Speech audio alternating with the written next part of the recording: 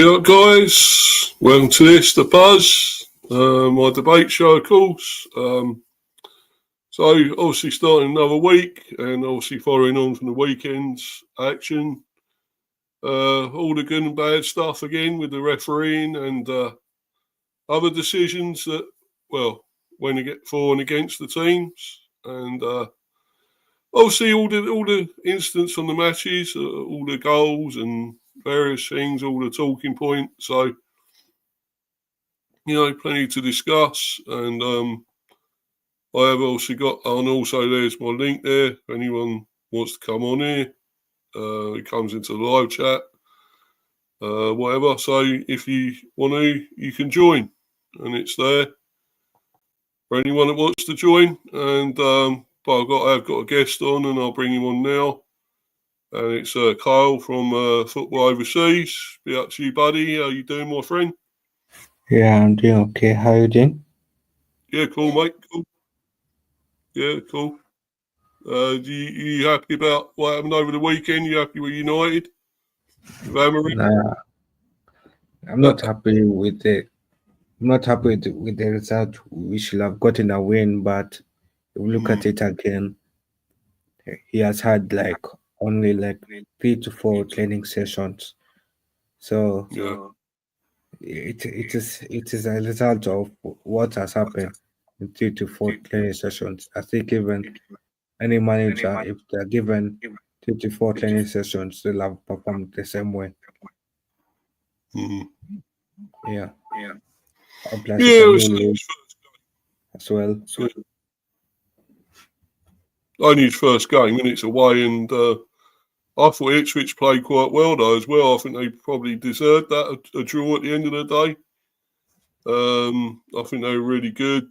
And I still think they may stay up this season, Ipswich. I really do. I think they're a decent team. But United are still a little way to go. He's only just taken over Amorim, so you've got to cut him some slack, really. See what he does. I think he's going to be better than Ten Hag, probably, overall. There's going to be a vast improvement on him, isn't he, really? Yeah. I think when I was looking at that game, United wasn't after Rashford has scored, you could see that United wasn't going for the second goal. There's no that aggressive. There's no that Yeah. intensity. There wasn't as if the team wants to win. They were satisfied with one goal. They didn't go after the second goal or something like that. And also Mm. when Ipswich scored, you saw that United now became lower, like in the mood. Yeah. Yeah, actually, I brought this banner up because we are talking about this. I thought I might as well bring this one up. Ipswich 1, United 1. Your thoughts, obviously, you just already sharing them there, Carl. But it says there was a great point for Ipswich. And what was that appearance by Ed Sheeran? I don't know if you watched the thing at the end when he came on briefly. They were chatting to Amorim, actually, at the time. And he kind of looked a bit put out with it, Amorim. The fact that he came on and interrupted the interview sort of thing. Ed Sheeran. And obviously didn't really say much, but he was like shaking hands with Jamie Redknapp and whatever. And like talking with him. So do you think that kind of undermined his interview when he was trying to be serious? Or what do you make of that, really? Did you see it at all? No, I see that Ruben was. I think if you looked at it, if United won maybe that day, wouldn't have maybe been being angry at Ed Sheeran interrupting his interview. But since United lost, I think the game frustration as well. What made him be pissed off. He was take out his anger that he had on the players on Ed Sheeran at that time. Well, is he a shareholder there or a chairman or something? He's something to do with them, isn't he? He's obviously put money into Ipswich. So obviously, it's understandable he wants to be on there because he's obviously pulled the money. He's helped them a lot and given them obviously a lot more spotlight. Being sort of, I don't know, he's something to do with him. I don't think he's chairman as such, but he's I know he's put money into them, so I kind of think he probably feels he should be on there.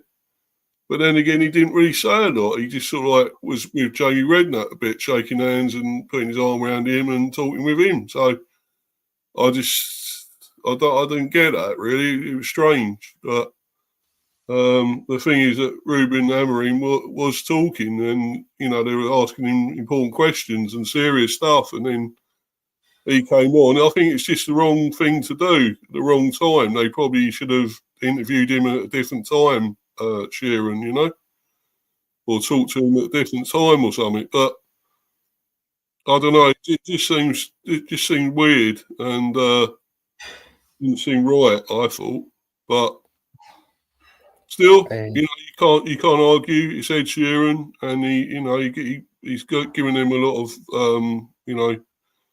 of promotion and stuff because he's there and he's the big draw, isn't he? So, and it's Ipswich. So, I think they're his own team. I think anyway. So he obviously supports them as well. So Yeah, but also if you also look at it, for example, like if a team like Man City's owners like come and then interrupt like maybe Arne Slot in this interview. Arne Slot does not have the right to get angry because the game is over. He has a right to do whatever he wants. Because at that time, Arne Slot could have actually gone back to the Timbers and prepared for the next game, but he chose to stay behind and do a post press conference here. Yeah, but so what do you think? What do you think he's going to do now? What's your next game? Who are you playing next? Next game is against Bordeaux.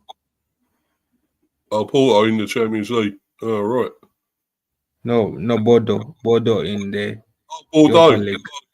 Yeah. Is it his Champions League, isn't it? You win? Yeah. No, it is Europa League. Oh, sorry, Europa League. Sorry. Oh, yeah, of course. Yeah, you're going to try and get Champions League anyway this season, I suppose. So you want to go back up to that, didn't you? But yeah. I don't see us get Champions League this season. Yeah. Oh, so you obviously won't be finishing in the top four, will you? Really? Most likely we'll finish. We'll be in the same competition Chelsea is in this season. Next season, yeah. Yeah, so you got Bordeaux. Do you think he's gonna do better there? I mean, he obviously likes European. He was with Sporting, wasn't he, and all that. So he managed them in Europe and everything. So really, it might be better in Europe. Really, I see that he'll slug off again because I see the team will slug off for the first 3 games because the team still needs to adjust to new ideas. And since it's against Bordeaux, he'll rotate the squad a lot so that some players get some game time, some players coming back from injury get some minutes in their legs, and also they can improve and be more sharper. Yeah, probably. Would you think he'd change the team much for that? Would he put a second team in or reserves or he'd pick the team? I'll say he put the same team that started against Ipswich. The only changes that will be there is position changes. Like maybe you not see Ahmad playing as a right wing back, maybe see him playing as a AM against Bodo.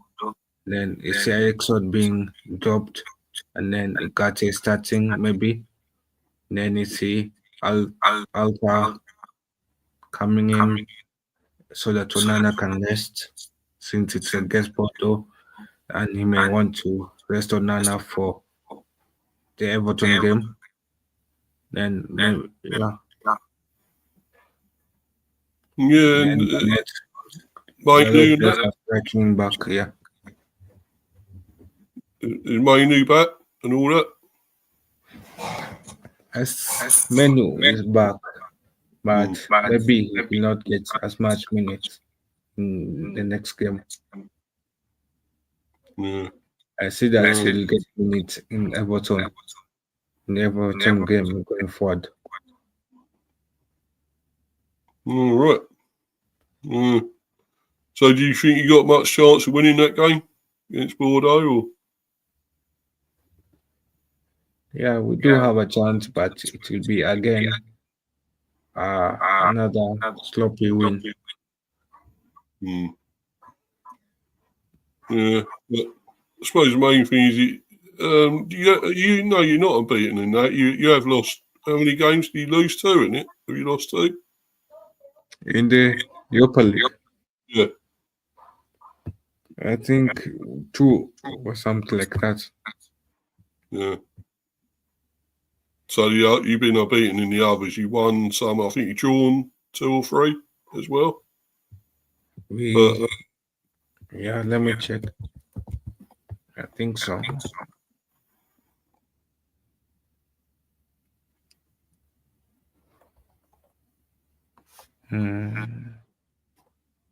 Yeah, we have 6 points.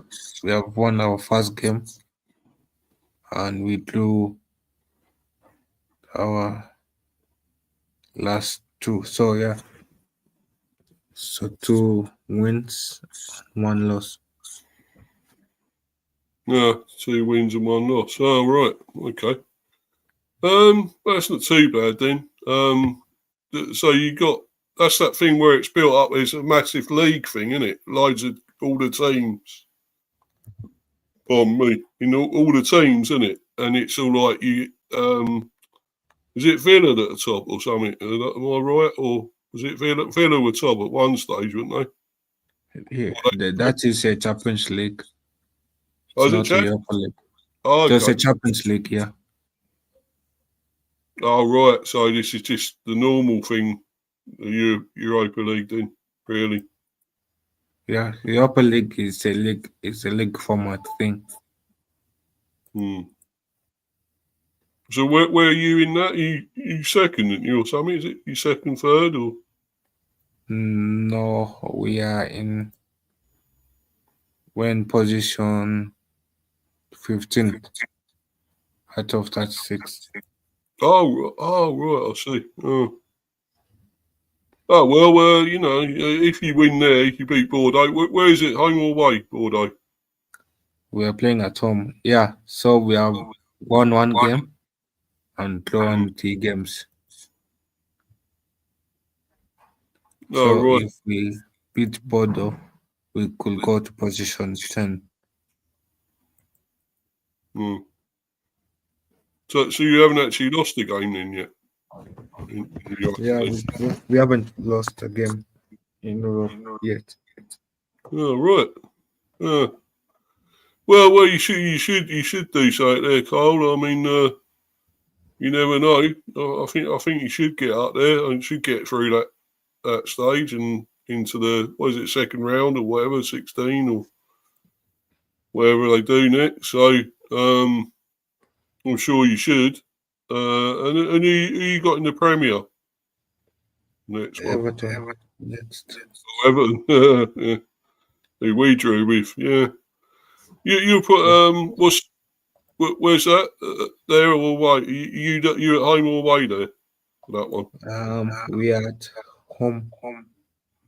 Yeah, you probably should beat them, I would say, at home. So, I would think. I mean, yeah. I'll say if United can beat Brentford, yeah, we can beat Everton. Yeah. Well, at least we got a point away there, which was good. And the Kets clean sheet. Well, no, we're down to 10 men. Well, I'll be talking about that. Well, I'm actually going to go into that now. Because obviously all these refereeing decisions again, I'm going to talk about. So the referees were poor, especially in the match against Man United versus Ipswich. Like Barnes was meant to be sent off, but he wasn't sent off. I'll probably get to that in a little while, I think. I mean, obviously, this was the decision I'm talking about in the Norgarrd one that I thought it was still accidental. It didn't look great. I know it didn't look good. It was studs up high on the knee or whatever, but I think he was actually going for the ball. The thing is, I suppose that's always pretty much a sending off now, unfortunately, with VAR and all that. What did you make of it?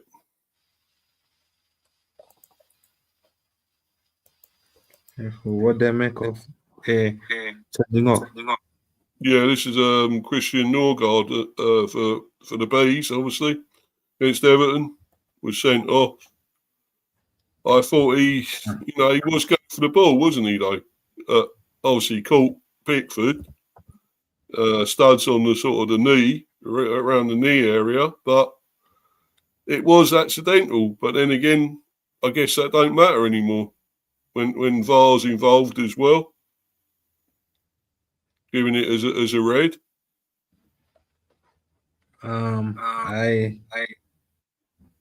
I didn't see that, so I could be lying to you if I said it should have been sent off.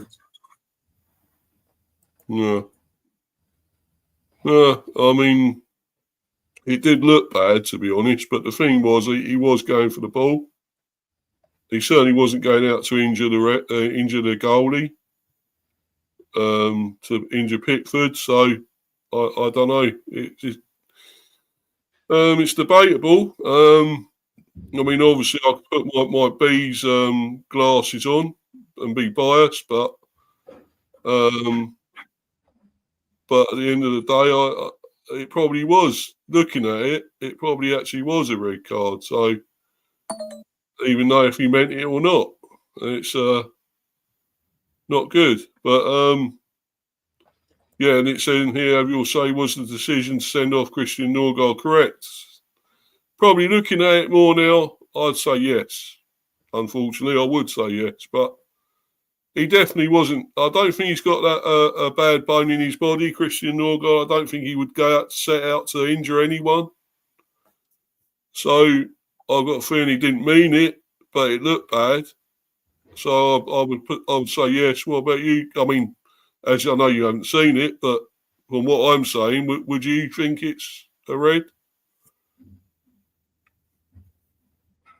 Yeah, it could be a red. Yeah. I mean, I would show it, but I don't think I can. I think I'd be copyrighted or whatever. But because obviously if I showed the video, but yeah, so I'll probably go yes in the end. Unfortunately, I'll go yes, but I don't think Norgarrd is that kind of player. I don't think he is, but I'd still say yes because it looked bad. Although more have gone for no, 51% to yes, so 49. Yeah. But anyway, we'll be without him now, I think, for 3 games, I think. I think it's a 3-game ban. Unfortunately. But there we go. We'll have other players coming in. We have got other players, I suppose. But he's sort of a mainstay there, our captain, of course. But yeah, I don't know. We won't bother with this one about fire alarm. I didn't see that actually. It meant no VAR. But what is the backup plan? No, we won't bother with that, mate. What's this one? Explain why Robertson conceded penalty for challenge outside the box. It did look outside, this one. I don't know if you see this. This was Southampton against Liverpool. Was it Southampton, Liverpool? Yeah, Southampton, Liverpool. It was just outside the box. And yet they still give a penalty. So I don't know why. It looked like it was just outside. Could you work that one out, mate? I don't know. I can't. It looks outside, yeah. So why is he giving a penalty? I know he probably fell inside the penalty area, but the actual challenge was just outside. Yeah, but also if you look at it from the angle as well, it looks like it is touching the box. Yeah, and the white line is the area, isn't it? So yeah, I guess I can see that now, but I still didn't. I wasn't sure at the time if it was. Yeah, probably is. So yeah. So let's move on past that. This red card. What was this one? Oh shit! Oh, this is in the league. Championship. I didn't really see that myself. Former league referee Dermot Gallagher on the use of the dark arts by Norman Bassett to get Anil Almahadzic sent off. The Sheffield United player, I don't know if anything is said to him, but he reacts. He can't do that. Once you put your hand up by the throat, you are in trouble. The referee gives a red card, and it is always going to be a red. If the referee sees the reaction from the commentary player, he'd like to send him off. He can't, and he didn't see it anyhow. But it's not nice. Well, as I say, yeah, you can't obviously do that. You can't raise your hands. We all know that in football. So probably he was right to be sent off. But if he sort of like antagonised it and he was, goading him or whatever he was doing, I think maybe the other guy should have been sent off as well. But if he didn't see it, I guess he can't. And you see it here, it says a wink and a kiss. Bassett, Dart Arts provoke Armahadzic, red. It's a definite red card. Jay Bothroyd on Sky Sports. It's a sending off all day long. That defender is not getting around to stop a shot. What's a clear-cut shot? Referees cannot make that decision as to whether they can score the goal because of the angle. Yeah, true. And then this one obviously is Premier. Should Matson have seen red? Instant Ian Matson brought down Ismail Assar just outside the penalty area. Was he denying a goal scoring opportunity? Dermot says, I think there's a covering defender. The referee doesn't actually give a foul. He does a wise thing and whistles late to bring the game back for a free kick and books the player, which is the best solution. It is a possible shot on goal as opposed to an obvious. He's not bearing down on goal. It falls out of the obvious bracket. Well, there you go. So maybe I guess it was fine. He wasn't supposed to be sent off. It's the right decision. I don't know if you did see any of these, Kyle. I don't know. You managed to see much of these? The one of Matheson. Matson, yeah. I wanted to ask if there's a covering defender, like after Matheson was fouled. So that mean that Matheson was fouled for no reason, right? Mm. Yeah, it says it's a covering defender. So really, he only did get a yellow, which was the right decision, wasn't it? Really. Oh, Well, probably. Yeah, it should have been a sending off. yeah, yeah. Well, obviously, it's what Dermot Gallagher's saying, and that's what he thinks. But it was the right decision not to give him a red. So, yeah, but there we go. Well, what about this one? Were Villa lucky to avoid sending off versus Palace? Dean, definite red for me. Aston Villa managed to avoid a red card in the game against Crystal Palace with former referee Mike Dean not best pleased with the officials. And this one as well, this is obviously the same, this is the actual game anyway. Paul, have your say on whether Maatsen should have been shown a red card? Should Ian Maatsen have been sent off for Villa against Palace? What do you say? Do you think he was or not there, Carl? Or? Yeah, I'll say he should have been sent off because if you look at it, the the Crystal no, the Villa person was what is it called? Like he wasn't the last man; he was covering defender. So that means there's a man behind him. Yes. So most likely he was blocking a clear opportunity to score. Oh right, yeah. Yeah, I'll probably agree with you with that. I think I would. So it's 70% say yes, 30 no. So yeah, pretty much right.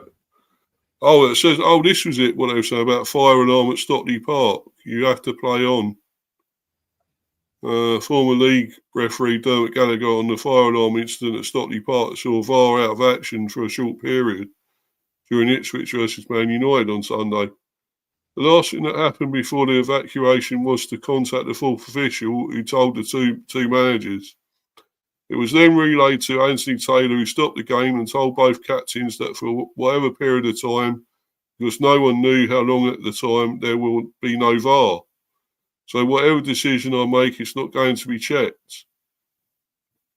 They have to play on. If it happened 24 hours earlier, there were 5 games going on. If it had happened, you can't stop 5 games because you don't know how long it is going to take to be all clear. There's no time scale, so you just play. Yeah. Makes sense. That's that one about Norgarrd again. Yeah, no intent from Norgarrd. He's unlucky. If you don't go for the ball, there your manager will be asking what you are doing. Exactly. I don't think it's a red card, but I can understand why it's given by the letter of the law. It is a decision where common sense has to come in. When the ball is crossed, Norgarrd is not looking at the goalkeeper at all. He's anticipating where the ball is going. He's sliding for the ball to try and reach it.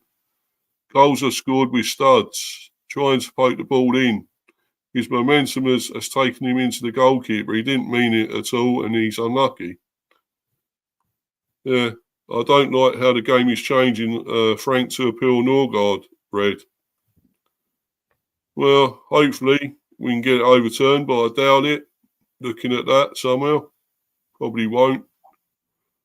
Nasty one. Red for Norgarrd as VAR spots knee-high change on Pickford. Yeah, indeed he knew what he was doing. What was that one? It's a sore one for Palmer. Oh, yeah. That's on Cole Palmer, I think. Yeah. Anthony Taylor is a fraud referee. Sorry? I'm saying Anthony Taylor Yeah, is a fraud referee because at that time yeah, he should have stopped the game and waited for PR to come back. yeah, yeah. True. Forget relegating City, relegate Anthony Taylor. Yeah, yeah, that's a good one. Oh, that's JPT. Yeah, be up to you, mate. Thanks for coming in, bro. Yeah, Palmer getting the hazard treatment. Yeah. Yeah, Yeah, I feel like Cole Palmer will get burnt out very soon if he continues to carry Chelsea at yeah, this young age of his. yeah, yeah. Well, so yeah, going to this poll here. What was it? Wilfred and Didi lucky to avoid a red card? Would say yes, wouldn't you? Mm, I would, I would say he wasn't unlucky to avoid the red card because look at it, Mm. the tackle that he did was a tackle of like you'll find like all defenders doing it. So I find it like it's a normal tackle, so it shouldn't be a red card. Oh, so you go no there. All right. Yeah, you're probably right there. Looking at it like that, I'd say you're probably right. No. Yeah, Well, he's actually, not the same. It's 83%. Oh, to 17%. No. Well, yeah, so most people saying it should like be the off. game has become too soft nowadays. Hmm. Yeah. You said they. Oh yeah, I did see this. Actually, I do remember this now. Caught Palmer on the Achilles with his studs. Yeah, but VAR stuck with the on-field decision. Hmm. I think going back to that, I would have said yes then. Um, remember looking at it now, I remember it now, and yeah, it looked bad. So I probably would have sent him off. But oh well, sometimes you get away with them, sometimes you don't. Should Leicester have been awarded a second penalty against Chelsea? Leicester thought they should have been awarded a penalty when Wesley Fofana appeared to trip Stefan Mavididi, or Steffi Mavididi, I should say. Dermot said it's not a penalty. Fofana just stands his ground. He realises he could be in trouble if he dangles a leg and cleverly stands his ground. He doesn't make any challenge. And before you say to me he has to get out of the way, there is nothing in the laws to say you cannot stand your ground. Mavididi goes into Fofana.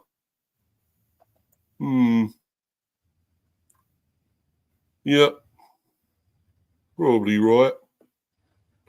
Yeah, because he just went into his standing leg, didn't he? He didn't actually try and trip him up. So I do remember this one as well. He didn't actually try and trip him up. He went into his leg. So Mavididi went into his leg. So no, not a penalty for me. Nowhere near. What's the last things the PGMOL needed? Cooper fumes after Leicester deny penalty. And of course, he's lost his job. He's been sacked, as we all know, from Leicester. I shall be going into that in a little while as well. Steve Cooper suggested that the refereeing performance in Chelsea's 2-1 win over Leicester was the last thing the PGMOL needed, after his side were denied a late penalty when Wesley Fofana appeared to trip Steffi Mavididi. But he didn't. He had his leg there, but he didn't trip him. He just put his leg into his. It certainly wasn't a penalty. I would have been sent off for that. Keane adamant Lallana should have seen red. Yeah, but that's Roy Keane talking about that. What about all the changes he made? not all of them were very good, were they? So, yeah, naughty challenge. I think it's a naughty challenge. I know Roy Keane spoke about Lallana not being that type of player, but where he catches him, it's naughty. I know the challenge ends up on his foot, but it starts just above the ankle. You could see the ankle twist. Yeah, when you think of it like that, probably didn't look good. So yeah, maybe he could have been off. Yeah, what was Lallana lucky to escape a red card for change on Gravenberch? Instant, Adam Lallana lost possession with a sloppy touch inside his own half. Attempted to win back the ball, he lunged into a change and caught Ryan Gravenberch on the ankle. He was lucky the foot lands on the foot. In the end, for me, that is what saves him. If it is any higher, he gets sent off. Yeah, probably. So, did you see that one at all, Carl? Yeah, I saw it. Yeah, he was lacking to avoid the red card. Not at all. See. Yeah. So yeah, lucky. Yeah. Yeah, that is high, 83% to 17.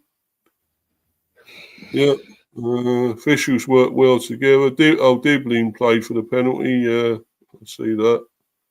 Robertson thought he could get there, but Dibbling towed the ball away, and it is a penalty. The line is a part of the box, which is the goalkeeper's. I completely agree with the decision.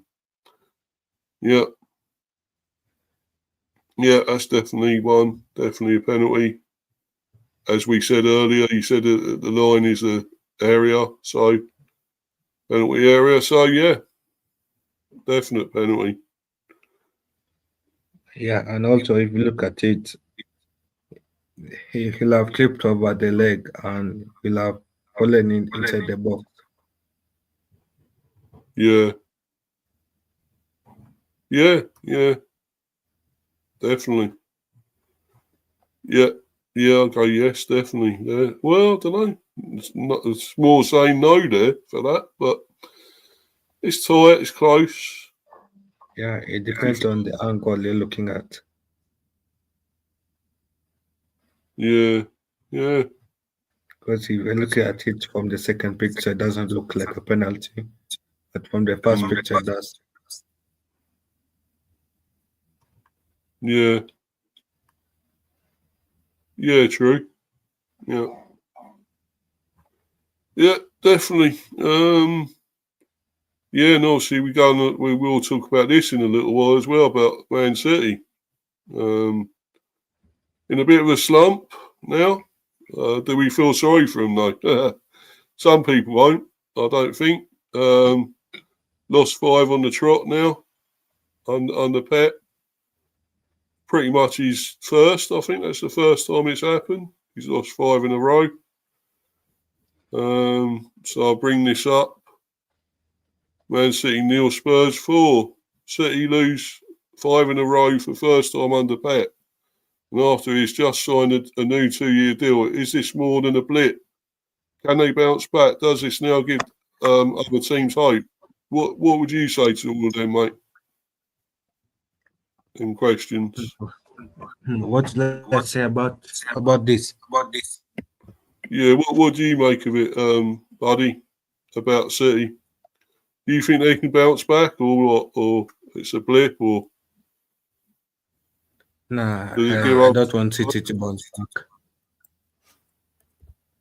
Yeah, you think they'll bounce back? No, I'm saying I don't want City to bounce back. You don't want them to, no. But looking at the next match, it is against Feyenoord. They'll beat Feyenoord, but they'll lose to Liverpool at Anfield. Hmm. I mean, obviously you got no love for City. Of course you don't. You're a United fan, but I mean, obviously they will. They generally have come back from these. I mean, they've had minor blips I don't think he's lost 5 in a row. Where it says he hasn't. So, you know, I mean, you know, it's Pep Guardiola. He's bound to turn it around. Surely, you would think. He has actually lost 5 in a row. 5 Has he? games. Yeah. When was that? What, last season? Season before? No, I'm saying I'm saying that like this form, he has lost 5 in a row. No, I mean, this is the first time he's lost 5 in a row, isn't it?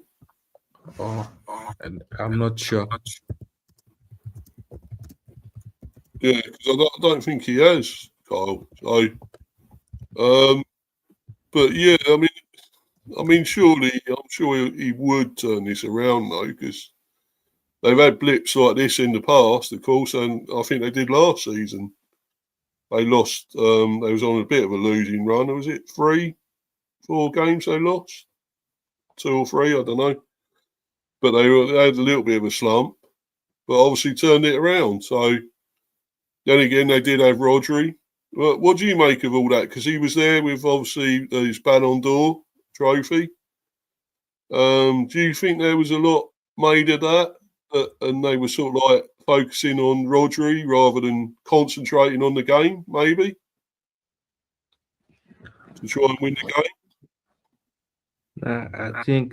I think the problem at City is that they're missing Rodri. City is a one man team. Like if Haaland gets injured, they can replace Haaland, but if Rodri gets injured, that's their midfield gone. Also, if KDB gets injured, that's their midfield gone. Yeah, yeah. Well, as you say, I think they definitely missing him, aren't they? So what he offers them, we know what he offers. He's Ballon d'Or winner, and he's a Spanish international, and he won the Euros, of course. So, some player. He's a great player. We all know that. I bet you'd probably take him at United, wouldn't you? I'll not say that. I'll not say Rodri is a Ballon d'Or win. It's Ballon d'Or quality. I think the Man City board of directors have not backed Pep Guardiola in the transfer market to ensure that he has like 2 people like Rodri in the squad. Like if Kudegan was like Rodri, I'm sure Rodri will not have won the Ballon d'Or this season. Oh, right. Yeah. So it all goes down to poor squad management and poor recruitment. Because they let go of Alvarez and they have not signed a replacement for Alvarez. But yet they expect Pep Guardiola to go and win the fifth title in a row with only one striker. Yeah. Yeah, but do you think it's a reason because Haaland went missing a bit again as well? I think he did have at least a couple of chances to score, and he sort of cocked him up a bit. Or was it good saves or whatever? I don't know. But when Haaland doesn't score, they generally don't win, do they? So, what do you think about that? I'm sure teams are trying to now know that if they take some players out of the game, like if you take KDB out of the game, can easily win against City. If we take some players like Kudigan out of the game, Haaland out of the game, can easily make City crumble. Yeah. True. Yeah. Big up, Rich. By the way, he's there. United TV. Big up to you, my friend. And put in your comments. What do you think about that? The United game with Ipswich. I'm interested to hear what you got to say. Being a big United fan, what you thought of it all. But yeah. So do you? I see you had something on there, my friend, earlier about saying about Pep Mike was sacked, and and that wasn't true, was it? And you had that on your stream. Although I think you did, as you said, you did change it in there in the end. But saying about he was sacked, and I thought, well, what? I didn't see nothing about that. So I thought, what's he going on about, man? And but yeah, I didn't see nothing about that. But I mean, can you see if it does go on a bit longer? Do you think he's in danger or not? I mean, he's got enough credit in the bank, surely. What they've won, although over many years, all the things they've won. Surely he's got credit in the bank. Yeah, He but wouldn't be. but as all great managers, like football is done in like a season game. Like you can win trophies, like you can win trophies last season, but go on a poor form this season and you'll get sacked. Like it's a game of living in the moment right now. Like Eric Ten Hag for United. Eric Ten Hag won a trophy, the FA Cup trophy, but he's not at the club anymore. He was sacked. Could the same be happen to Pep Yeah. if this form continues up to February? Could we see Pep getting sacked in February? I mean, that's the thing, really. No manager should be above getting the sack, but you think about all that he's done, all the things he's won with City. Champions League. He done the four? Was it 4 in a row? He done the 4 trophies, didn't he? He won the Champions League, FA Cup. Was it League Cup and Prem? He won them all, didn't he? Yeah. So But but it doesn't make him invisible to the sacking yet. He can still get sacked anytime. Like if they go on a poor form for like 4 months to 5 months, I'm sure the Man City board will sack him for that. Yeah. Because I see Pep has isn't his standards too high. Because Man City board expects to win trophies every season, and them finishing maybe second in a, for the first time in a season is an underperforming season for them by what he has delivered them before. Yeah. I don't know. I just don't think he would. I don't think he would get the sack yet. I mean, you look at somebody like Arteta, right? Look, all the times he's failed with Arsenal now, and yet he seems unsackable because he's on these big deals, this big contract, and he don't seem to be getting sacked because and they keep failing Arsenal. And they're getting there. That's close. They got second, what was it, last season and that. But I don't know. It's just, if you're not getting a trophy, why should you still be there? Why is Arteta still in a job? And then I think you'd think more about Pep because he's won loads more than Arsenal and all that. Yeah, So but it does deserve to carry on. yeah, but Whereas at the end of the game, yeah. football is a brutal sport. Like last season, you can be winning trophies, and this season, when you're underperforming, you'll get sacked at the end of it, and like it doesn't care about it doesn't care about what you have done for it in the past.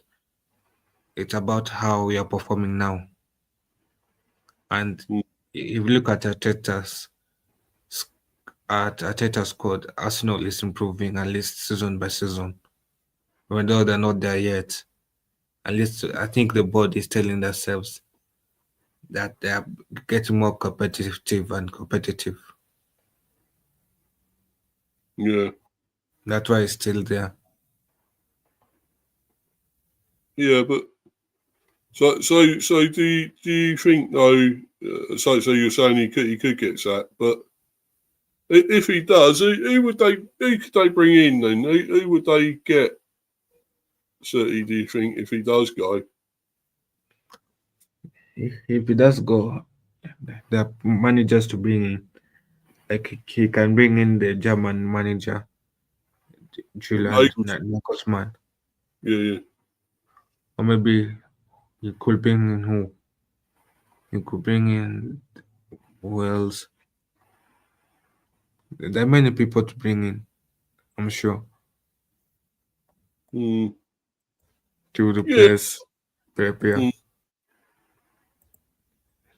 I mean, the thing is, he could easily turn this around, right, and go on an unbeaten run for a long time. Say, I don't know how many games, 10 or more, and and then keep the job and probably still be in the Premier title race or something. But how far are they behind? Because I know Liverpool are top now with I think it's 31. I think are they 8 points behind City, aren't they? And they're 8 points behind, I Yeah, believe. City is 8 points behind.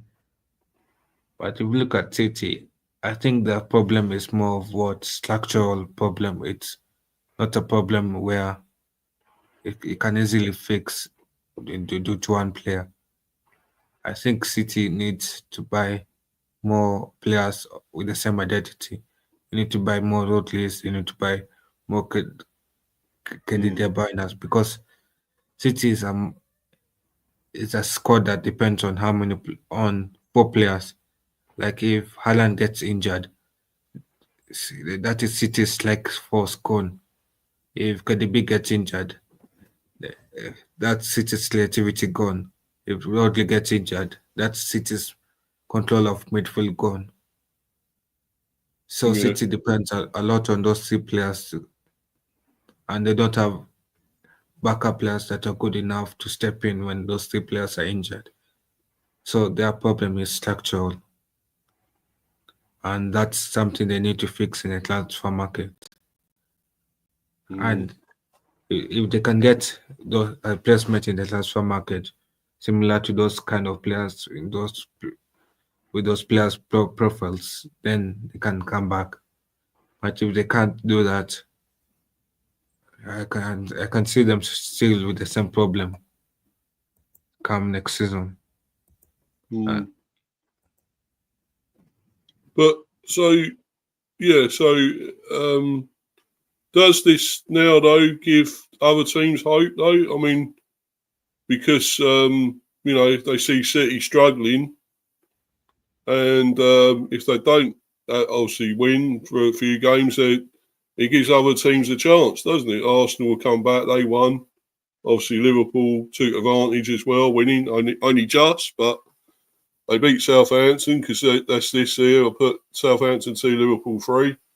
Liverpool only just win, but are now top, taking advantage of City's slip up. Can they now push on for another title? Do you think they've got a real chance of winning it this season, and anyone else could challenge? Or Chelsea are there as well. yeah, Could they challenge? I think any team playing City in the future games, I think all of them are targeting to control that midfield. Once you control the midfield of the game, you have basically won the game. Once you control that midfield, you have like zero doubt City's chances of scoring, Mm, and you have improved your chances of winning that game. Like if you did what Brighton did City, and I think that's what manager would try to implement that blueprint that Mm, Brighton manager implemented in their future games. I think also Arne Slot would try that as well, and also other managers. If they try that, they'll secure 3 points against City. yeah, yeah, Yeah, and yeah. it does give other it gives other teams a chance because now the other teams are seeing that City is invisible. The problem's not a one fix. It's not a one fix problem where it's an injury problem. I think the problem is more of, I think, as I said, the transfer market. They need to Mm, find more players similar to the 5 players they have already. That's what I'll say. And also, it shows teams that City is not the unbeatable team that you always say them as. Can get beaten over and over again. Yeah. Also, what do you think? I was going to say about Brighton, not necessarily to win the title, the Premier, but do you think they got a chance of getting top four, maybe top five? Brighton, the way they're going, because obviously they won again against Bournemouth 2-1. So they're going really well. I think they're the actual surprise team of this season. How well they're doing. I mean, they're good. They've been a good team. Don't forget, they've been a very good team anyway. For the last few seasons, but this has been like real proper sort of serious season where they've actually looked like they're going to threaten to really do something. Um, and that young manager, he seems a very good manager to me. So, Yeah. is there a real chance they could get something like that, Carl? Like, is there a chance they could go on a good form? That's what you're asking. Yeah, well, could they make say top 5 or 4? Is that a real chance now? I don't think they could ever win the title, maybe, but you never know. Leicester have done it, but is there a chance for them to maybe get into that top 5 or something? 4? No, I don't think there's a chance for them to get into the top four as such, because the top four, Hmm. those teams will go on high form. Those are teams that are in the title charges. So I don't see a top four charge for Everton. Most likely, I would say they'll get European football again. Maybe not Europa League, but maybe Conference. Oh, yeah. It'll be a tough team for United to challenge against for Hmm. European football. Yeah, but I do like them, Brian. I don't know about you. I think they're a very good team, and I like to see them do something. You know, I'd really like to get Danny Welbeck from them. I think he's really on great goal scoring form, Welbeck, because you know for a lot of seasons he was hit and miss. I think for United he could be great, got a few goals, but then obviously went to Arsenal and got a few goals there as well, but not always. He was a bit inconsistent as usual. But I think this is his real proper season where he's really firing and on form, really on fire. And I feel maybe he's got a chance to get back in the England team. What would you say? Do you reckon he could or not get back to Oh, England? Rashford. Danny Welbeck. Hmm. Mm. I'll say the other strikers that are on form, like Watkins, also you can see that Rashford is coming back as well. His form is starting to regain his form as well. Yeah. So probably he could be coming back well back, but maybe not as a starter, but on the bench. Hmm. Because I don't think he can remove Harry Kane from being the starting striker of England. Even if Harry Kane is having poor form in Germany or whatever, he'll always be starting striker for England. Yeah. So if Welbeck is coming back, he's going to come back on the bench. Yeah, but at the end of the day, he's really on fire, isn't he? And on form, you should play your informed players, and he is one of them. And I still think he's got a great chance for England. I mean, yes, you got Harry Kane still, and if he's still firing, if he's still on form, you don't drop him. And he's obviously England captain as well. But I still feel there's a place for him. Obviously, Watkins, we know there's always a place for him. But I think there is something for him there. I think obviously you got Solanke as well, but I actually think Welbeck's doing better than Solanke at the moment. So, although Solanke is hit a bit of form at Spurs, but yeah, I think there's a lot to be excited about for England with that strike, strike attacking option. So, yeah, there is a lot of sort of you got emergency replacements there in a way.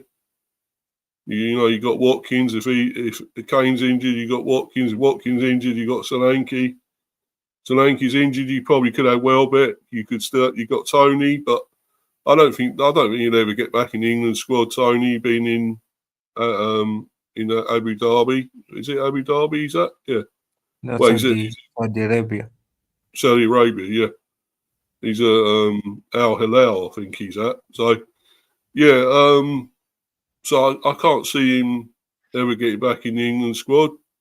All the while he's over there. But yeah, I just feel we got a lot of attacking options really there. Yeah, I think England is always a team. It's a nation that is gifted with attacking players. Also, yeah, I think what England mostly lacks is what is like quality goalkeepers. If I Mm, must say, yeah, because I think for the longest time, your starting goalkeeper has been Nick Pope. Like there's not been any goalkeeper that has overthrown Nick Pope from mm, the as starting goalkeeper.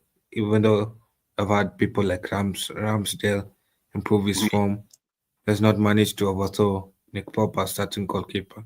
Dean Henderson has not managed to overthrow Nick Pope as starting goalkeeper.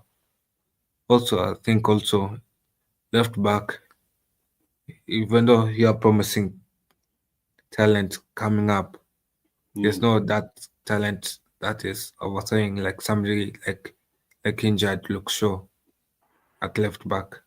mm, Also, right back is mostly Clint there. There's nobody to challenge Clint for right back. Centre back, you have a lot of options for centre back. Centre midfielders, you have a lot of options for centre midfielders. So it's only left back, right back, goalkeeper, and it's like yeah, it's only those four positions. Yeah, for England. oh yeah. There are some positions there. I mean, obviously the left back is the main one. The real thing we're lacking. I mean, obviously we've got Lewis Hall now. I thought he was good in that last one when he came both in games. I think he came on for England, and he was really good. I thought at that left back position. So yeah, I mean, there is some players there. I mean, we have actually got quite a few right backs. I mean, the thing is, Reece James came back and then he got injured again. So I thought he could probably get that spot, that position. That there are quite a few others for the right back, so that's not a real problem. I mean, a lot of people still think TAA should play there, but I don't think he's a defender. I don't think he's a proper right back. He's good in midfield or whatever. Great passer of the ball, but I certainly don't think he's a defender. Really, I've said that for a long time. Really. Well, what about you? What do you say about that? TAA. How about you? Trent Alexander-Arnold. He's not a defender, is he? Really? Not really. I see that Trent's like speed makes him more of a winger on the right side. He does more of attacking than defending. That's what I'll say about Trent. Yeah. Yeah. And also you cannot make him into a midfielder as well because I don't think he has the pace to clock up and down the center field. It will take him too much energy. Yeah, I mean, I know he has played right back a lot for, say, Liverpool and all that, but I think he obviously played for England. But I mean, obviously they played him more now as you say, a right-sided midfielder or winger, whatever. Because he can spray the ball around. He's got great passing ability, as we know. But I don't think he really is a right back. I don't think he ever was. But there you go. But getting back to this, so Arsenal won 3-0 against Forest. Are Arsenal back or just get these results when the pressure is off? Can they still be part of a title race, Kyle? It depends on the form that Arsenal is going on. I feel like the next teams that they're playing against Sporting. It will be a hard team to play against in European football. Yeah. Most likely at Sporting, they always lose or they underperform in Portugal. And then they play against West Ham. That will be an easy game. West Ham has been on shaky form nowadays. Then after that, they play against United. It is going to be a tough game for them. So they have a tough period actually coming up for them with one easy game that is against West Ham and Fulham here. So it's another hard period for West Ham, for Arsenal to come up here. Yeah, but I mean, this is true though, really, in the way that they do seem to perform better when there's no pressure on them. They seem to get these results when it's not really counting. When they're not at, when there's pressures on, when they should be getting the good results against the better teams, the best teams, and whatever, and getting them, these titles, getting the top spot, they always falter. They always, well, as we keep saying, bottle it. They always seem to. So why is that? Is that down to mentality as well? Yeah, I feel like it is. It is down to mentality, but also I feel like Ateta should also be more consistent as well. You should be winning when people don't expect you to. You should be winning consistently, like always. It should not be like Spurs where you win when the pressure is on you and you lose when the pressure is off you. Because I'm sure Spurs, after beating Man City 4-0, they'll go and lose to a team like Fulham in the next game. That's a Spurs. That's a Spurs thing to do. Yeah, that's Spursy, isn't it? That is the way of the Spurs. Yeah, but yeah, that was a surprise. I don't think anyone saw that coming, that they beat City 4-0. But that was a real shot. But yeah, but I think with Arsenal, are they really in the race? Are they really in this race again, or will they falter again? Cock up again, or can you see them getting close to it? Maybe getting over the line this time, or are they too far behind? I don't know how far Are they? How far are they behind? Are they 7, 6 points? I don't know, something like that. I think Oh, about Arsenal. 6. Yeah, Arsenal. I think they're about 7. Is it 7 points? I don't know. They're like 9 points behind Oh, the 9. title. Yeah, Mm. Yeah, I so it's quite a bit. I don't think there's a title race right now. To be honest, Mm. yeah, like up to for the next 3 games weeks, there will not be a title race unless Liverpool bottles the next 3 games. That's when you can say the title race is back on.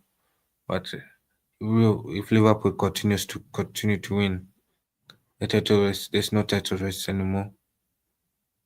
They basically Mm.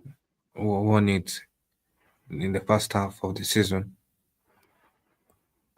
Yeah. I mean, you look at that though. They only just about beat Southampton, Liverpool, didn't they? I think Southampton did quite well.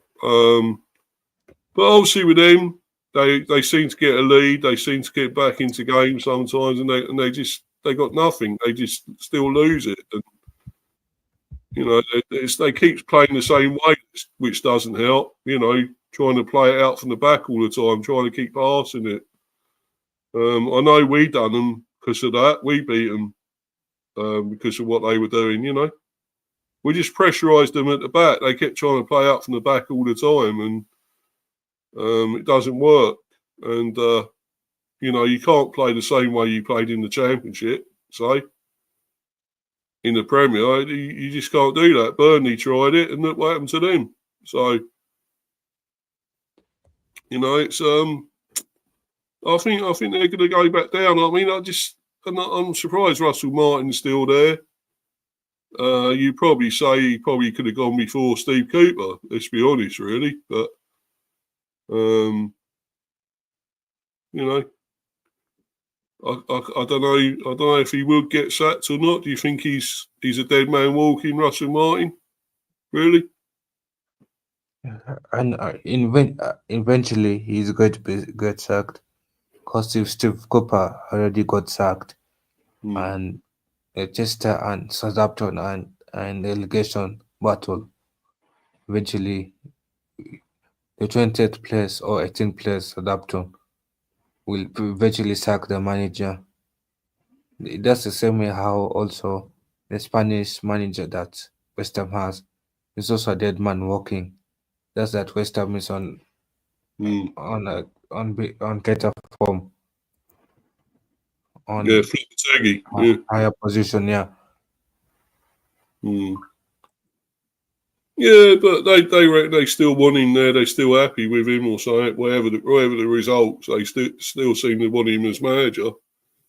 Lopetegui at West Ham, and I wouldn't have said that's the fans. Surely the fans don't really want him, do they? But I mean, I think at the club itself, the chairman or whatever, the other people, the staff or something, want to keep him. But I'll be surprised. I mean, they're playing tonight, obviously, so if they lose tonight, I'm sure he's in shit. He could go surely, but I don't and know. yeah, because I think if they lose tonight, he's going to play also Arsenal next as well. Mm, And after Arsenal is Leicester City. It is an easier game. yeah, but they have been disappointing, haven't they? For the players they've got, that they're West Ham now, all the players they bought, they are flopping. They are been really disappointing, and um, can you put that all down to the manager though? You can't, surely. It's the players as well. When they go across that white line, it's not just down to the manager. There's not a lot he can do when they cross the white line. Really? No, you can't say it's just down to them, a manager as well, and also the West Ham director of football because he chose a wrong manager to replace David Moyes. Mm. I don't think I don't think the Spanish manager was the right manager to replace David Moyes. No, no, no. I thought it was a strange appointment at the time. I really did. Didn't really think he was the right man. I just don't know. I just don't know why. Who else they would have gone for? Did they have any other candidates? Did you know that they had anyone else? No, But they had Ruben. Ruben Amorim. Yeah. Oh right, so he could have nearly gone there. No, he was actually close to going there. It's just Mm, that he rejected them because of the outrage that it caused at Lisbon. Because yeah, so he went there to London to talk to them. mm. Then the Lisbon fans found out about it. Then they got outraged that he's talking about a new job when they are playing an important fixture next up. So he rejected West Ham out of respect for Sporting at that time. Oh right. Wasn't there? I thought I heard something about maybe they couldn't pay the compensation either. West No, Ham or something. I don't think because of the compensation. I feel like I feel like West Ham said it was they couldn't pay out the compensation, so that doesn't look as if they were rejected by Ruben. Mm. Because if it was compensation alone, he, no, if it was if Ruben wanted to go to West Ham, I'm sure West Ham will have paid the compensation for him. Yeah, yeah. I mean, to be honest, he's probably got a better job now with being a Man United manager because that's a bigger prestige job, isn't it, than West Ham in a way. So yeah, they've won things. They obviously won Europe. They don't won that recently, West Ham, but other than that, they haven't done that much. I mean, and you think of all the things United have won in their time, and they obviously did when you won. Was it the FA Cup and the League Cup under Ten Hag? Even under Ten Hag, you still won a couple of trophies. So, not just what you won under Fergie and all that, but you have won a lot of stuff. So, he's in a better job, really, isn't he now? You would think. Yeah, it will take United a lot of time to go back to the way we are because it is 20 years of damage done by mismanagement of players post Ferguson. Yes, and to reset those players' mentality to winning again, it will take another 30 years to 40 years to fix again. Yeah. Yeah, but you just got to give him time now, haven't you? That's all it is. It's I know people say you don't always get time. The managers in the Premier don't really always get enough time. Yeah, but also at United, you don't get enough time as well. Mm, Like we expect results immediately. Like if we don't perform in like in the first 2 years, he born to get sacked. yeah, yeah, but I don't know. I think you have got to give this guy a bit of time, and I'm sure they will, and he probably will win them things. I mean, if he wins you the Premier, I mean, surely that's got to be worth it, isn't it? You got to win. You win that at the end of the day, so that'd be amazing, wouldn't it? Yeah, but also the problem is his contract is short as well. His contract is like a 2 year, All right. Yeah. like a 2 year 6 month contract. So again, he doesn't have too much time. United expects him to win a Premier League trophy in a span of next to 2 to 3 years. So if he And does well, really, and wins things, they'd extend the contract, surely. I'm sure that, but I find 2 years too short because you see, first year is trying to Mm, fix all the mistakes of what Eric Ten Hag did. Then the second year is trying to coach again and teach the players his new tactics and all those things. Trying, yeah, trying to get his players in those things. And by the time the third year comes around, it's already late. mm, mm. So do you see him winning anything? I mean, you can't really expect him to win anything this season, do you? He's only just come in. Could he win something, FA Cup or Europa or whatever? Could he win something or? I, I don't see us winning a trophy as such. I see us going in the Carabao Cup to at least the semi-finals. We Mm, could beat Spurs at least. I know we could beat Spurs a revenge win. mm, Then FA Cup we could go to the quarters. Then the Europa League quarterfinals. Yeah, I think most likely we focus more on the Premier League to improve that form, and mm. probably we could qualify for eighth place. Yeah. So for a successful first season, you would say getting as high as possible, and maybe a trophy would be a bonus if he could win something. Yeah, That be successful first it could season. be a bonus. But yeah, so I'll say this season is to mainly focus on like, reclaiming these players of what Eric Ten Hag taught them, Mm, resetting their mind, resetting their mentality, resetting the intensity, all of those, and then reteaching them now your new tactics, your new ideas, your new everything.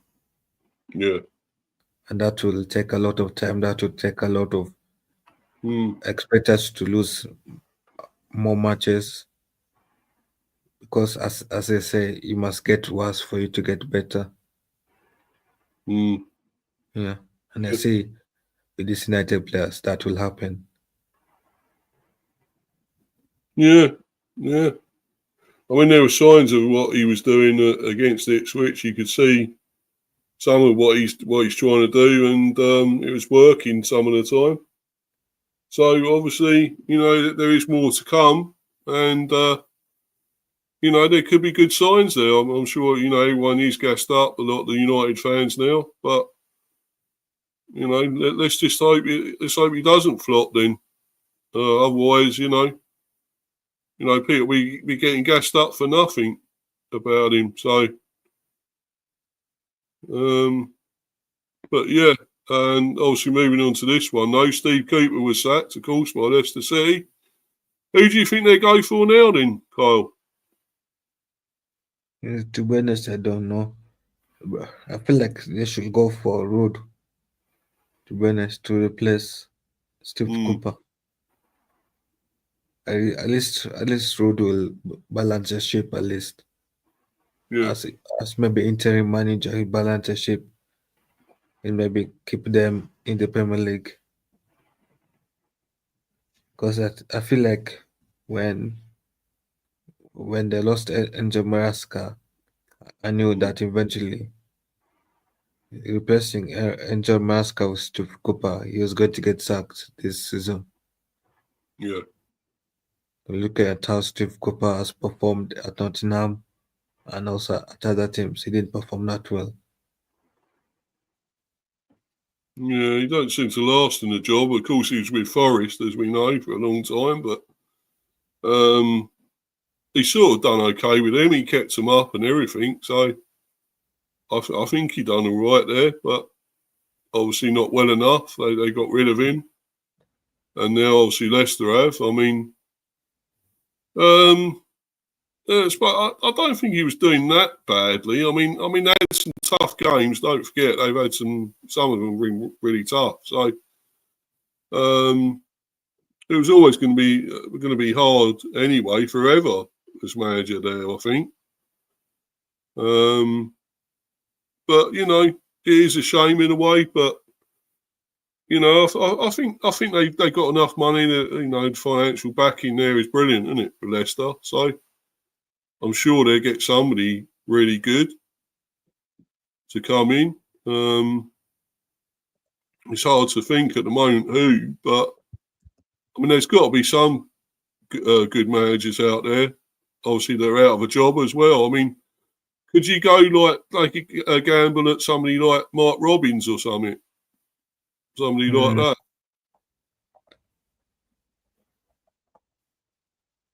Well, maybe. No, I feel like Leicester should go for somebody like David Moyes Oh yeah, to come Moyes. back. Yeah, also that's another Yeah, good one. even though he was released by West Ham, to be interesting to see him back at the Premier League with Mm. with the Foxes. I feel like somebody like David Moyes could do magic at the Foxes, because if he transformed West Ham into to be European champions with a tight budget that he has had, what can he do at the Foxes? Mm. Yeah, true. I mean, he has a habit of getting these teams up. Getting above. I mean, it's like he done it with West Ham, and I think he's very underrated there. And then, of course, he did win in that European. I think it was the European Conference, wasn't it? They won or something, but it Yeah. was, or was it the Europa League? I know. Obviously, won the European trophy, but yeah, I mean, it's just he does seem to do things. I mean, okay, his style's not great. He's a bit defensive, a bit negative, maybe sometimes with his style of play and tactics, but it gets results, isn't it? It does get results. So they got him a trophy. So, and he's kept them up there. He kept West Ham up there. I think the top 10 at least for quite a while. I think he got them. What was their highest? Was it 6 or something? Did he get them 6 or 7? Something like that. So he's definitely got the experience. He's got the know-how.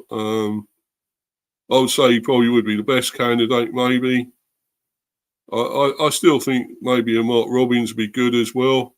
I don't think he's ever really managed in the Premier before, Mark Robbins, but he was a legend at Man United, of course, years ago. Obviously played for you lot and everything. Obviously, it was before you were born, obviously.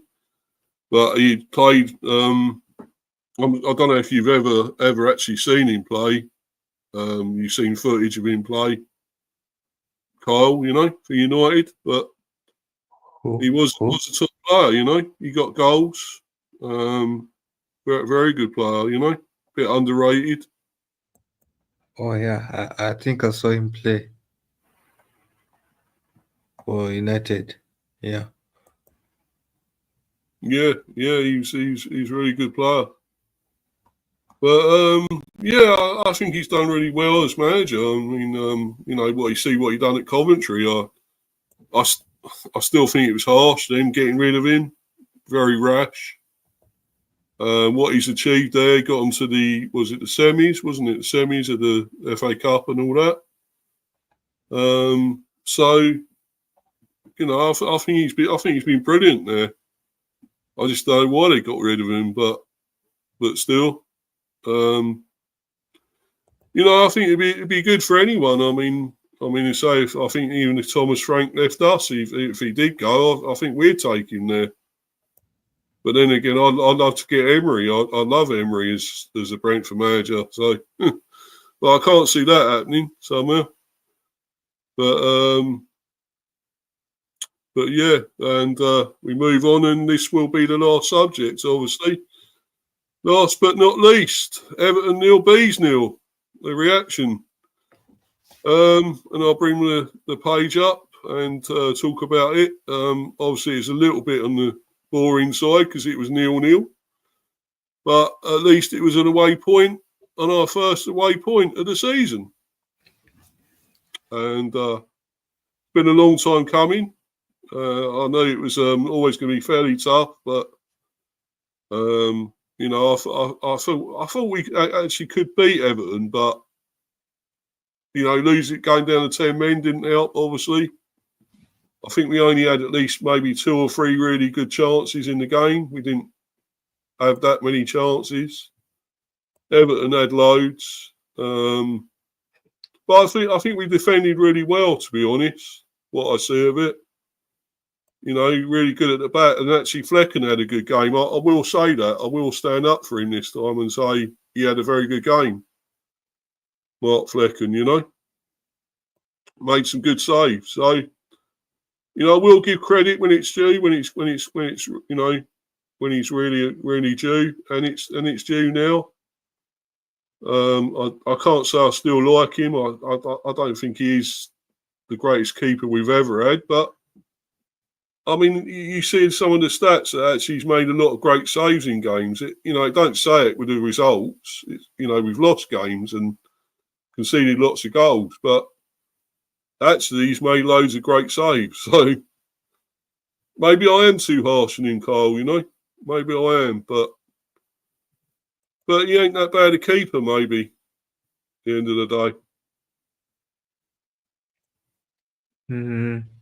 I'll say that Brentford needs a better goalkeeper still. If you guys want to, Right. if you guys ever want to like qualify for European football, which I think eventually you guys want to, you need a better quality goalkeeper than Flecken. We know he has potential, but you need a goalkeeper to step in so that he can be second, so that Flecken can grow under that new goalkeeper. Yeah. Yeah, well, you know, I always wanted to keep Raya, really, but I knew that would never happen. We'd keep hold of him. Obviously, Arsenal will always come calling, and he went. So, but unfortunately, you know, I don't know why we got this guy, but then again, at times he's proved me wrong, and he got us, you know, through that penalty shootout against Sheffield Wednesday in the Carabao Cup. You know, a great save. Okay, he did make a cock up in the game, which led to the equaliser, which weren't great. But he made the save, the penalty save at the end, so and got us through. So yeah, I know he can do some good stuff at times. I know he can. It's just not consistent. But you know, and the guy is 31. He should be really good by now. He should have a lot better games than he does at times. But it's not just him that I'm not happy with. Obviously, Ross left as well. But thankfully, he was left out here as well. Didn't even come on because he's no good, Kyle. He's shit. One of the worst players we've ever had, Mads Ross left, you know. And he still gets a game. He still keeps playing. I don't know why.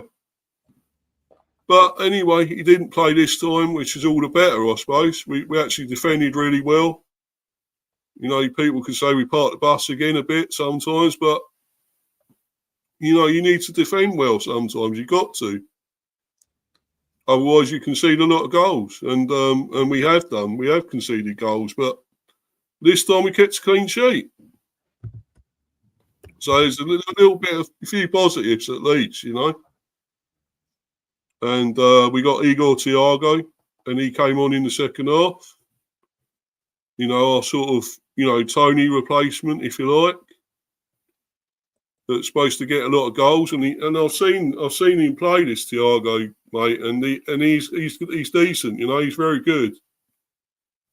And I think he could take on Tony's mantle there, you know.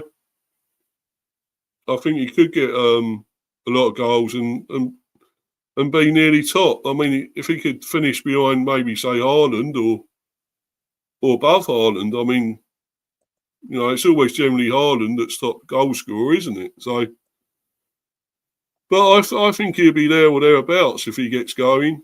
But he's only just come in, you know, after that bad injury, meniscus.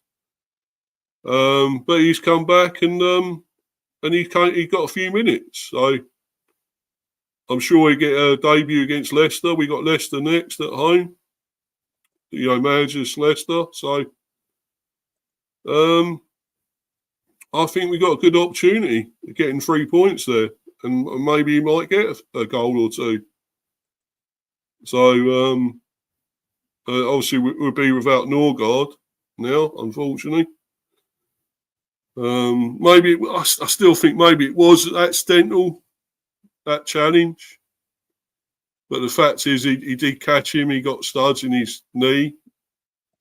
So unfortunately, I suppose you've got to say it is a red. He wasn't going all out to injure him. I don't think he would. Not that kind of player, Norgarrd. So, but no, I mean, we got a point here, mate. So I don't know if you see much of this game or not, but we kind of, you know, we done okay. We didn't have loads of shots like we usually do, or loads of chances, but you know, to get a 0-0, a point away, first of the season, I'll take that every day, mate. You know. Yeah, I would say for that game, I don't see much of a game because you see, it will be like you know a new manager bounce because Leicester City will have a caretaker manager, and Yeah. maybe the caretaker manager will want to to have a good debut and impress the Foxes fan. So I think to be a continuation of your poor form from Everton game, you could get another draw against the Fox. You'll get another draw, but it will be at least a 1-1 draw. No, I'm actually more positive about this fella. I think we're going to win this against Leicester. I really do. I think, yeah, I'm going to go maybe a 2-0 or 2-1, something like that, 3-1 maybe. I just feel, you know, we got a new striker back now, and we got obviously we play better at home. We haven't lost at home either. We scored plenty of goals.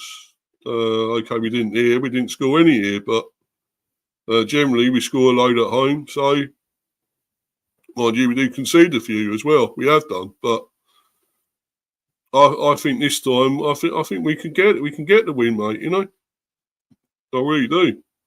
So, I'm going to be quite positive here. I think we will win this one. Maybe. Yeah, I mean, why not? I mean, you know, and if we got a new striker back, he's going to. I think he may play from the start. I would hope he does. And you know, the thing is, who would we drop if we have him? Would we have all three up front? Would we have Mbomo, Visser, and Thiago? I mean, that would be incredible. That'd be some strike force if we got all three of those. You know, starting. But probably not. I think he may just still start with Visser and Mbomo and bring him on maybe for the start of the second half. So I think we obviously got a lot of good attackers there. Still Lewis Potter, still there, and you've got Damsgaard, who's having a great season. Obviously Jensen. We're going to obviously have to have somebody to replace Norgarrd. We've still got Jan out there, of course. I think we may bring in Carvalho. or Shardy may come in. Yeah. So we have got cover there. So yeah, I think obviously Carvalho maybe or Shardy I think will come in for that game against Leicester. Or if you want it slightly more defensive as well, Yarmuluk maybe. So yeah, obviously I'll be doing the preview for that. Obviously against Leicester. So watch out for that, guys. I probably won't get a Leicester fan, no doubt. I won't be able to, but I think I know a Leicester City fan. I'll do you. Oh, who's that, mate? Yeah, I can maybe share to you their Instagram. You can try to contact them. Yeah, cheers, bro. Yeah, if you can, yeah. So I'll definitely like try and get them on, yeah, and do the preview. What else? Is he on X or what, or Insta or? No, Instagram. Oh, cool. Oh, right. Yeah, mate. let me share to you the Instagram right now. Yeah, cheers, Cole. That'd be great, man. If you can, yeah. Because I'll probably try and do the preview. It might be Thursday or Friday. I don't know, something like that. Probably Thursday, but I don't know, Friday maybe. I don't know. Obviously, if you can get hold of them and I'll get in touch with them, contact them, then obviously I'll find out. But I don't really know any others, so obviously you do. So that's great. But hopefully, yeah, can get them on. That'd be brilliant. But anyway, thanks for coming on, Carl. That's been great, man. And where can we find you?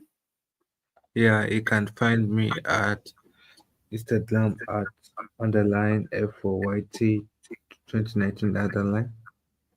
Then you can also subscribe to my YouTube channel at Football Overseas. I'm trying to reach 1,000 subscribers. Yeah, that's why you can find me on Facebook at Football Overseas and also at Football for Life Show. Yeah, that's where you can find me. Oh, cool. Yeah, and yeah, it's a great channel, that Football Overseas. Go and subscribe to this young man. It's a great channel, and yeah, a lot of people on there. You got really built it up now, haven't you? That channel, you got loads more on there now. People doing stuff on there. I mean, I was on there briefly, but obviously I couldn't carry on. I have things to do, but unfortunately, yeah. So you got quite a few on there. You got obviously Arnie on there, and you got who else you got? You still got Harry on there, have you? Harry Minton. Yeah. We still have Harry on it.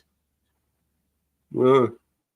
And who else have you got on there now?